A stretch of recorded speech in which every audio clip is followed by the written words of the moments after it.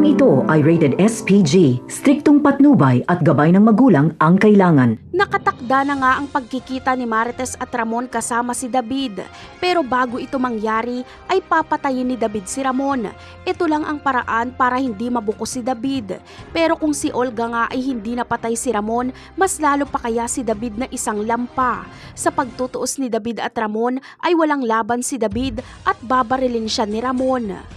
Ganun pa man ay hindi malubha ang tama ni David. Pinadaplisan lang ito ni Ramon dahil iniisip niyang anak niya pa rin ito. Hindi na mapipigilan ni David ang paglabas ng katotohanan dahil magkakabistuhan na.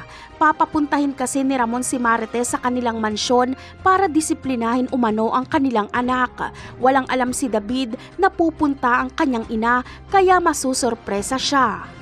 Tapos na ang maliligayang araw ni David.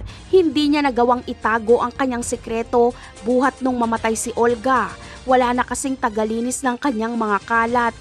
Ngunit ano kaya ang gagawin ni Ramon kay David kapag malaman niyang impostor ito? Magagawa niya kaya itong patayin kahit makiusap sa kanya si Marites na wag itong patayin? Sa kabilang banda naman ay hahanapin nga ni Tanggol si Ramon Montenegro. Bagamat mapag-aalaman niyang patay na si Ramon Montenegro, pero malakas ang kutob ni Tanggol na buhay pa ito. Alam niyang nagtatago lang ito dahil isa itong kriminal. Kaya ayon kay Tanggol ay hahanapin niya ang tunay niyang ama kahit saang lupalop pa ito ng mundo nagtatago. Napakarami pa nating dapat abangan sa mga susunod na episode. Paalam!